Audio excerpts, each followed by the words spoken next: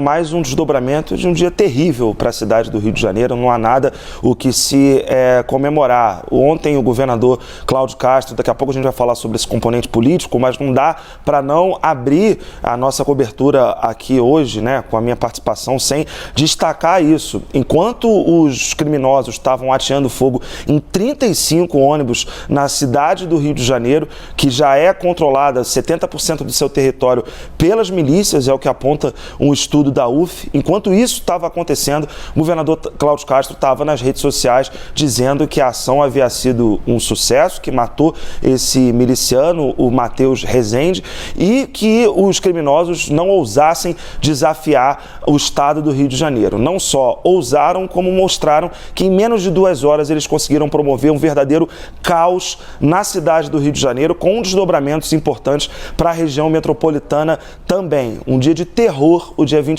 de outubro de 2023 na cidade do Rio de Janeiro, que inaugura uma era de muita incerteza no combate à criminalidade do Estado, que sofre com as trocas constantes no comando da Polícia Civil e que percebeu ontem, as imagens mostram isso, os ônibus pegando fogo e nenhum carro da Polícia Militar por perto, nenhum carro da Polícia Civil por perto. A criminalidade desafiou o Estado do Rio de Janeiro e conseguiu impactar severamente a vida das pessoas. Enquanto a crise estava se dando ontem, eu troquei mensagens com o secretário municipal de Educação, por exemplo, Renan Ferreirinha, classificou ali com muita preocupação, ele estava acompanhando aquele cenário, suspendeu as aulas, impactou a vida de 17 mil estudantes. O turno da noite, por exemplo, que é do EJA, né, da Educação dos Jovens e Adultos, foi totalmente suspenso na zona oeste da cidade e hoje o clima é de muita incerteza, porque por mais que o prefeito Eduardo Paes, desde ontem, esteja mobilizado para que os serviços municipais funcionem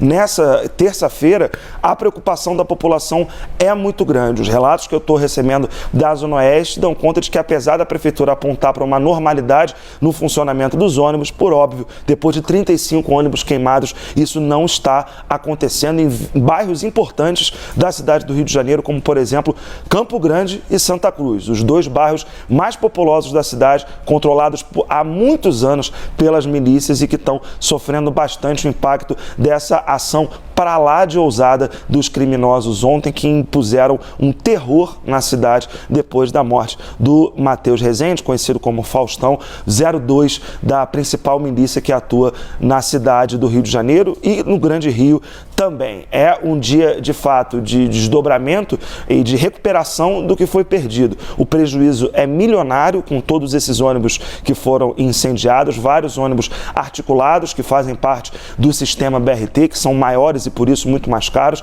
5 estações do BRT que vão precisar passar por reparos. Há pouco o prefeito Eduardo Paes escreveu que uma delas vai precisar de reparo estrutural, ou seja, vai ter que praticamente ser reconstruída depois da ação desses criminosos.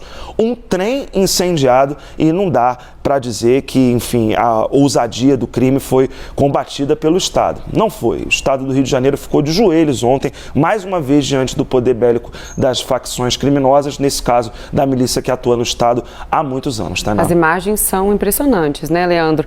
Cláudio Castro disse que foi um duro golpe na milícia. Foi mesmo? Dá para dizer que a operação de ontem foi exitosa? Não, exitosa, Tainá, a gente não pode dizer que foi por conta desse impacto humano. O governador anunciou 12 prisões depois desses ataques a ônibus, mas o impacto para a vida da cidade dessa operação mostra que ainda há muito o que ser feito. E a sensação da classe política do Rio de Janeiro é de que sozinho o Estado do Rio não consegue mais dar conta de tantos flancos de atuação da criminalidade.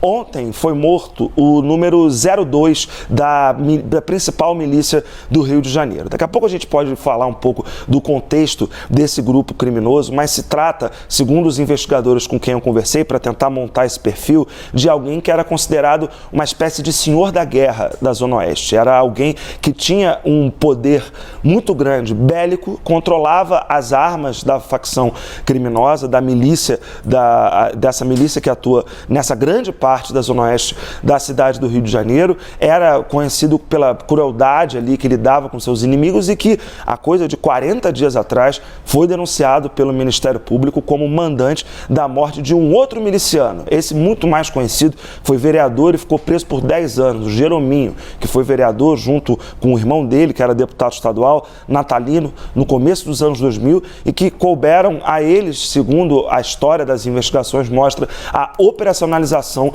dessa grande milícia que atua na zona oeste da cidade. Foi esse Matheus, Fausto, Teteu, seja lá o codinome que se queira colocar para esse criminoso que foi morto ontem, ele quem, junto com o tio dele, o Zinho, ordenou a morte do miliciano, ex-vereador Jerominho, em 2022. Então, foi denunciado agora, é um miliciano que tinha, né, uma ascendência muito grande sobre a região, não é à toa que houve essa reação coordenada, e é uma reação coordenada e muito rápida. 35 ônibus incendiados, um trem que pegou fogo, uma estação da Supervia, que é a concessionária dos trens, praticamente destruída, 5 estações do BRT muito afetadas e um caminhão atravessado no meio da Avenida Brasil, a principal via da cidade do Rio de Janeiro. Para ter uma ideia, Tainá, como muita gente